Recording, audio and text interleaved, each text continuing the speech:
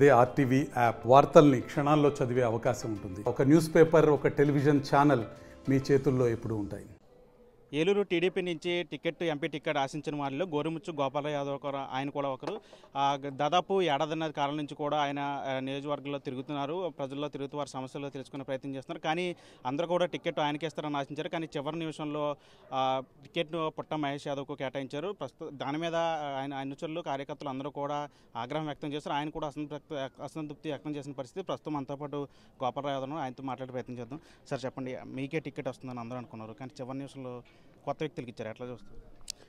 అంటే ఇవన్నీ రాజకీయంలో లాస్ట్ మినిట్లో ఏమైనా జరగవచ్చు అనేది ఉంటాయి, రాజకీయ సమీకరణాలు ఉంటాయి. వాటికి నేను పెద్ద బాధపడలేదండి. టికెట్లు ఎవరికైనా ఇస్తారు, రావచ్చు రాకపోవచ్చు. మీరందరూ కూడా చాలామంది కామెంట్లు చేస్తూ ఉన్నారు, టికెట్ రాకపోతేనే తిరగబడిపోతారని. ఒరే బాబు, నేను తిరగబడట్లా. నా బాధను తెలియజేయడానికి మీడియాని పిలిచా, మాట్లాడుతున్నా. ఇప్పుడు మీరు టికెట్ రాకపోవటాన్ని ఎలా చూస్తున్నారు అంటే, టికెట్ నేను ఆశించడం కాదు, నాకు కన్ఫర్మేషన్ తీసుకునే నేను గ్రౌండ్లోకి వచ్చా. ఎలా వచ్చాను గ్రౌండ్లోకి మీ అందరికీ తెలుసు. ఏలూరు అంటే ఒకే సామాజిక వర్గం చేస్తూ వచ్చినటువంటి ఏలూరు ఉన్న పార్లమెంటు నియోజకవర్గంలో ఏలూరులో ఒక సామాజిక వర్గం కాదు, బీసీలో ఉన్నారు, ఇది బీసీలది అని ఒక సంవత్సరం కాలం పాటు రేయింబగళ్ళు రాత్రింబగళ్ళు నేను పనిచేసి జనాల్లో చైతన్యపరిచి తెలుగుదేశం పార్టీకి ఆకర్షణ అయ్యేటట్టుగా నేను చేశాను. మీ అందరికీ తెలుసు, తెలుగుదేశం పార్టీ అంటేనే బీసీల పార్టీ. అలాంటి పార్టీలో ఉన్న బీసీలందరూ ఈ రోజున దూరం అయిపోయారు. పట్టుమని చూస్తే 10 మంది కూడా తెలుగుదేశం పార్టీలో బీసీ నాయకులకి ఎదిగిన వాళ్ళు ఎవరూ లేరు. ఎప్పటి నుంచో ఒక 40 సంవత్సరాల నుంచి వస్తున్నటువంటి, అంటే 40 సంవత్సరాల నుంచి వస్తున్నటువంటి ఎవరాళ్ళు అంటే అప్పట్లో అవకాశాలు ఇచ్చారు, మరి కొత్త జనరేషన్కి ఇవ్వాలి కదా, ఇవ్వట్లేదు. దానికి ప్రధాన కారణం వచ్చే మార్గాలన్నింటినీ, డోర్లన్నింటినీ మూసేసేది యనమల రామకృష్ణ గారే. ఎందుకు అని చెప్తా ఉన్నానంటే, నేను మొట్టమొదటిగా యనమల రామకృష్ణ గారిని కలిశాను. ఏలూరుకి ఇట్లా పార్లమెంటుగా నాకు ఇస్తానన్నారండి బాబు గారు, ఇలా నేను వెళ్ళి పని చేసుకోమన్నారు, నేను చేసుకుంటున్నానంటే, ఏలూరు పార్లమెంటు అది ఓసీలు కదా, నీకెలా ఇస్తారని అన్నారు. అదే మాట ఇక్కడ లోకల్కి వచ్చినప్పుడు కొంతమంది అదే సమాజ వర్గాన్ని చేసిన వాళ్ళు నాకు కొంత వార్నింగ్ కూడా చేశారు, ఇది ఓసీలది, నువ్వు ఎదురెళ్ళక అన్నారు. నేను ఎదురెళ్ళటం కాదండి, నన్ను ఇట్లా చేసుకోమన్నారు, నేను చేసుకుంటానన్నా. అలాగే నేను ప్రజల్లో మమేకమై సంవత్సరం కాలం పాటు తిరిగాను. తెలుగుదేశం పార్టీ పెట్టినటువంటి జేఓబీసీ వెహికల్స్కి నా వెహికల్స్ ఇచ్చాను.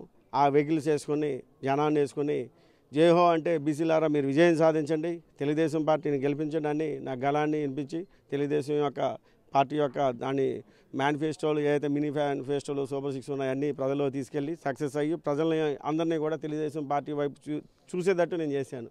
అలాంటిది ఈ రోజున టికెట్టు అంటే ఇప్పుడు ఒక మొక్క వేసి దానికి నీరేసి చెట్టుని పెంచి బాగా ఎదిగిన తర్వాత కాయలు కాసేటప్పుడు దాన్ని ఇంకోటికి ఇచ్చేస్తానంటే బాధ వస్తుంది. సరే ఇచ్చేసారు, నాకు మాట చెప్పాలిగా, నాకు ఇది కావాలరా నా సీట్ అని చెప్పేసి. మీరు ఇప్పుడు చెప్తున్నారు, మీకు మా ఒక్క మాట కూడా చెప్పలేదని చెప్తున్నారు. అంటే టికెట్ అనౌన్స్ చేసిన తర్వాత వెంటనే మీరు ఒక సెల్ఫీ వీడియో రిలీజ్ చేశారు, టీడీపీ మీద కొంచెం వ్యతిరేకంగా మాట్లాడారు. ఎందుకని మీరు టీడీపీ అధినేతలతో మాట్లాడే ప్రయత్నం చేయలేదు, ఎందుకని అలా వెంటనే స్పందించారు?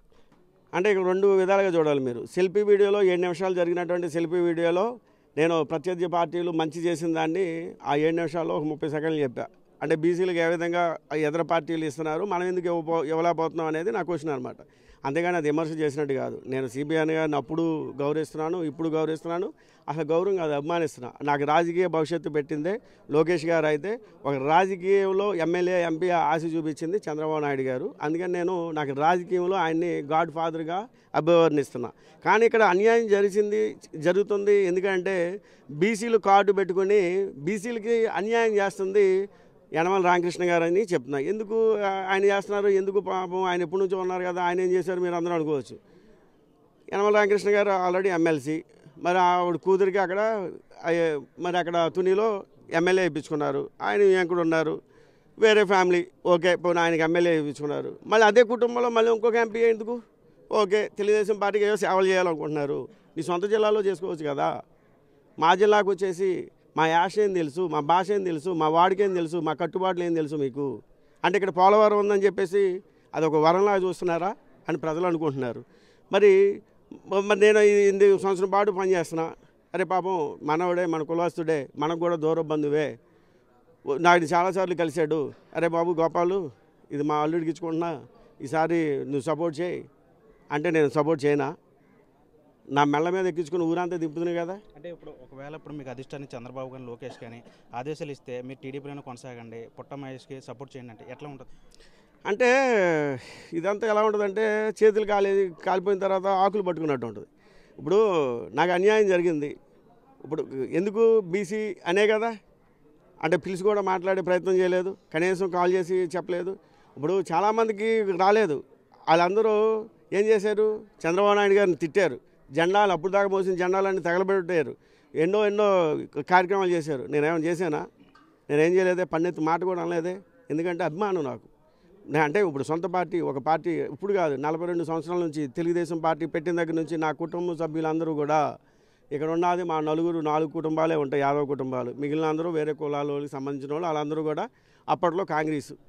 మేము ఇక్కడ ఇక తెలుగుదేశం జెండా పట్టుకు తిరుగుతుంటే మమ్మల్ని వేరు చేసి చూసేవాళ్ళు. అలాంటి గడ్డు పరిస్థితుల్లో నుంచి కూడా మేము ఆ జెండా మోస్తూ వచ్చాం, సింపథైజర్గా ఉన్నాం. ఇప్పుడు ఒక నాయకుడిగా ఎదుగుతుంటే జనాలు అందరూ వారలేకపోతున్నారు. అది ఎవరు?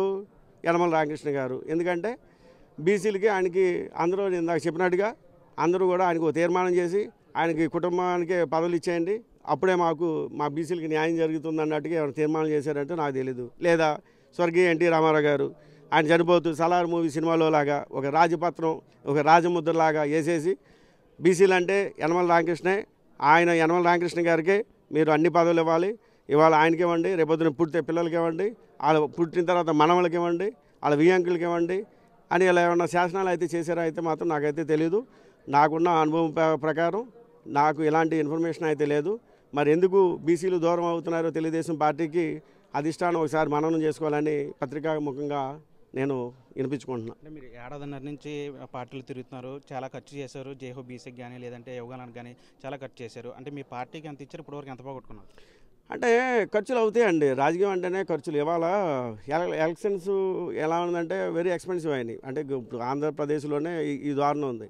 మన అటు నార్త్ ఇండియా వెళ్ళినా లేదంటే అటు పక్కన కర్ణాటక వెళ్ళినా ఇంత మరీ పోకళ్ళు లేవు, ఖర్చులు అవుతూ ఉంటాయి. ఆ ఖర్చుల గురించి ఇంత అయినా అంత అయినా అని లెక్కలు వేసుకుంటే గుండె ఆగిపోద్ది. వాటి గురించి మనం పెద్ద మాట్లాడుకోకూడదు, ఇలా చెప్పడం కూడా మంచిది కాదు. అంటే మీ భవిష్యత్ కార్యాచరణ ఏంటి? అంటే టీడీపీలో కొనసాగుతారా, లేదా వేరే పార్టీలోకి వెళ్తారా, లేదా ఇండిపెండెంట్గా పోటీ చేస్తారా? మీ అంచులకి ఏం చెప్తారు? అంటే అనుసరులందరికీ ఒకటి మాత్రం నేను భరోసా ఇవ్వగలను.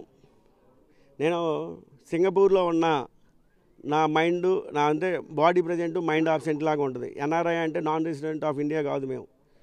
మేము ఒక ఇన్కమ్ ట్యాక్స్ యాక్ట్ ప్రకారమే ఎన్ఆర్ఐలు.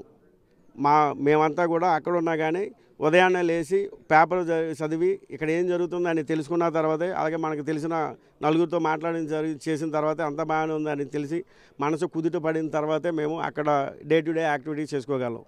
అలాంటి పొజిషన్లో ఉన్నప్పుడు నాకు ఒక అవకాశం వచ్చింది రాజకీయంగా ప్రజలకు సేవ చేసే అవకాశం. ఎందుకంటే నేను చెప్తున్నాను, 20 సంవత్సరాలు 21 సంవత్సరాల పాటు మేము చదువుకున్నాం, ఆ తర్వాత 20 సంవత్సరాల పాటు సంపాదించుకున్నాం. ఇప్పుడు ఒక 20 సంవత్సరాల పాటు ఏంటంటే ప్రజా సేవలు చేసుకొని ఆ తర్వాత చక్కగా కాల్ జాబ్కుని రిటైర్మెంట్ తీసుకుందాం అనేది నా భావన. మొత్తంగా గోరుముచ్చు గోపాలరావు చెప్తున్నారు, అయితే టీడీపీ అంటేనే బీసీల పార్టీ, అలాంటి బీసీల పార్టీలో బీసీలకి అన్యాయం జరుగుతుంది, దీనిపైన అధిష్టానం కూడా దృష్టి పెట్టాలి, ఖచ్చితంగా తానైతే మాత్రం ప్రజల్లోనే ఉంటూ తన రాజకీయాలను కొనసాగిస్తాను, భవిష్యత్ కార్యాచరణ ఏంటి అనేది ఒక 2-3 రోజుల్లో చెప్తానని గోరుముచ్చు గోపాలరావు చెప్తున్న పరిస్థితి. చంటితో మన RTV చింతలపూడి. మరిన్ని వీడియోస్ కోసం ఛానల్ ని సబ్స్క్రైబ్ చేయండి, లేటెస్ట్ అప్డేట్స్ కోసం వాట్సాప్ ఛానల్ ని ఫాలో చేయండి, అండ్ లింక్ డిస్క్రిప్షన్ లో ఉంది.